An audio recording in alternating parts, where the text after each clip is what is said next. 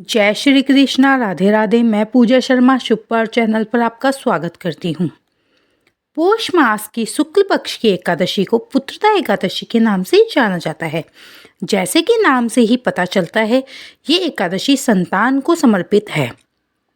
किसी के भी जीवन में संतान बहुत अत्यधिक महत्व रखती है। जो संतान सुख से वर्जित है, उनके लिए तो ये एकादशी किसी वरदान से कम नहीं है। जिनको संतान है, वो भी एकादशी संतान के स्वास्थ्य और दीर्घायु की इच्छा से करते हैं। देखिए, साल में 24 एकादशी आती है। सभी के नाम व महत्व अलग अलग है, लेकिन पुत्रदा एकादशी साल में 2 बार आती है। एक बार तो पौष शुक्ल पक्ष में और दूसरी बार श्रावण शुक्ल पक्ष में। इन दोनों एकादशी का नाम पुत्रदा एकादशी है। ऐसा क्यों है? तो शायद क्योंकि संतान बिना सुख नहीं, मुक्ति नहीं। जीवन में संतान बहुत अधिक जरूरी है। इसलिए इस कामना को पूरी करने के लिए इस एकादशी का व्रत बहुत ही महत्वपूर्ण है। इस एकादशी पर सुदर्शन चक्रधारी भगवान विष्णु के साथ कान्हा जी के बाल स्वरूप लड्डू गोपाल जी की पूजा की जाती है। माना जाता है कि जो भी व्यक्ति पूरी श्रद्धा, नियम से और विधि विधान से पुत्रदा एकादशी का व्रत करता है, उन्हें योग्य संतान की प्राप्ति होती है। इसी कारण इसे पुत्रदा एकादशी कहा जाता है।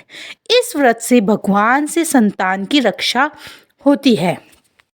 सभी को इस एकादशी का व्रत करना चाहिए। जिनको संतान नहीं है, वह संतान प्राप्ति के लिए यह व्रत करे। लेकिन याद रखना, जो संतान प्राप्ति के लिए ये व्रत करे, वह पति पत्नी जोड़े से इस व्रत को करे, विधि विधान से इसकी पूजा करे और व्रत कथा सुने। बाकी सभी लोग अपनी संतान की स्वस्थ और दीर्घायु के लिए ये व्रत करें। आइए अब पुत्रदा एकादशी की व्रत कथा सुनते हैं। भगवान कृष्ण बोले, हे धर्मपुत्र, पौष मास के शुक्ल पक्ष की एकादशी का नाम पुत्रदा है। पुत्र की कामना पूरी करने वाली है। इसके महात्म्य की कथा ऐसे है। एक समय भद्रावती नगरी में एक संकेतमान राजा राज्य करता था। उसकी स्त्री का नाम शेव्या था। विश्व विभूतियों से भवन भरा था। द्वार पर चिंतामणियों का प्रकाश था, परंतु राजा की आंखों में अंधेरा सा प्रतीत होता था, कारण कि उसके पुत्र नहीं था और वह स्वर्ग के सुखों को नरक के समान कहता था। पुत्रेष्टि यज्ञ हजारों किए, सफल एक न हुआ। देवताओं को लाखों प्रणाम की, आशीर्वाद एक भी न मिला। बेचारा हार गया और बुरे विचार करने लगा। क्या करूं? विष खा लूं और भूत बन जाऊं तो अच्छा है, परंतु यह चिंता अच्छी नहीं। फिर विचार करने लगा, आत्मघात करना महापाप है। इस चिंता से छूटने का उपाय वनवासियों से पूछूं।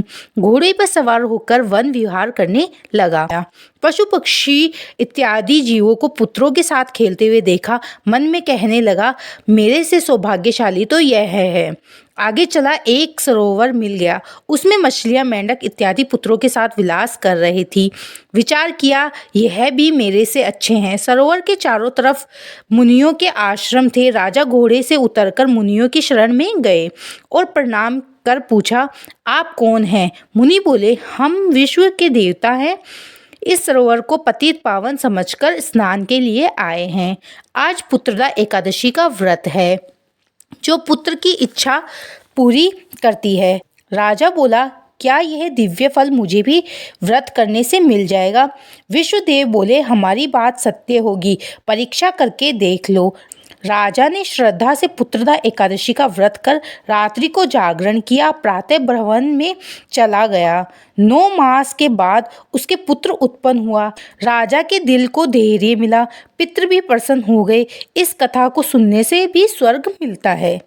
जय श्री कृष्णा। तो यदि आपको वीडियो अच्छा लगे तो लाइक शेयर कीजिए। चैनल पर नए हैं तो चैनल को सब्सक्राइब कीजिए। बेल आइकन को दबा दीजिए, जिससे आने वाले वीडियो का नोटिफिकेशन आपको मिल जाए।